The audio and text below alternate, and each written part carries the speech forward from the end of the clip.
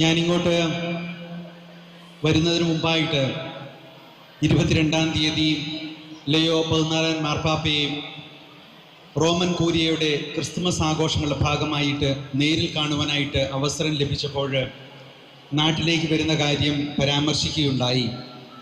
അപ്പോൾ പിതാവ് പ്രത്യേകമായിട്ട് പറഞ്ഞു, അവിടെ എത്തുമ്പോൾ എല്ലാവർക്കും പിതാവിൻ്റെ ക്രിസ്തുമസ് ആശംസകളും പുതുവത്സരാശംസകളും നൽകണമെന്ന്. അപ്രകാരം നിങ്ങൾക്കെല്ലാവർക്കും ക്രിസ്തുമസ് പുതുവത്സരാശംസകൾ മാർപ്പാപ്പയുടെ വകയായിട്ട് ഞാൻ നിങ്ങൾക്ക് നൽകുകയാണ്. ഒരു വിശുദ്ധ ജീവിതത്തിനുടമയായിരുന്നു സാന്താക്ലോസ് എന്ന് നമുക്കറിയാം. ഇന്ന് സാന്താക്ലോസിൻ്റെ ഈ വേഷം ധരിച്ചിരിക്കുന്ന നമ്മളെ ഓരോരുത്തരെയും സംബന്ധിച്ചിടത്തോളം ഇത് ജീവിതത്തിൽ ഉടനീളം കൊണ്ടു നടക്കേണ്ട ഒരു മൂല്യമാണ്. മറ്റുള്ളവർക്ക് നന്മ ചെയ്യുവാൻ, മറ്റുള്ളവരെ സഹായിക്കുവാൻ, മനസ്സറിഞ്ഞ് സഹായിക്കുക എന്നുള്ളത്.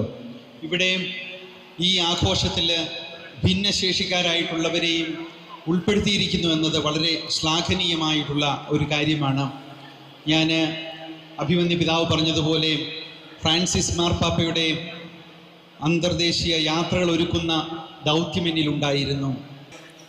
ലയോ 14 മാർപ്പാപ്പയുടെ ആദ്യ യാത്ര തുർക്കിയിലും അതുപോലെ ലെബനോനിലേക്കുമുള്ള യാത്രയിൽ പിതാവിനോടൊപ്പം പങ്കെടുക്കുവാനായിട്ട് എനിക്ക് ഭാഗ്യം ലഭിച്ചു. ആ അവസരത്തിൽ ആ യാത്രയുടെ അവസാനം പരിശുദ്ധ പിതാവ് ബെയ്റൂട്ടിൽ എയർപോർട്ടിൽ അവസാനത്തെ സന്ദേശത്തിൽ പിതാവ് പറഞ്ഞത്, സമാധാനമാണ് ലക്ഷ്യം, സമാധാനമാണ് മാർഗവും.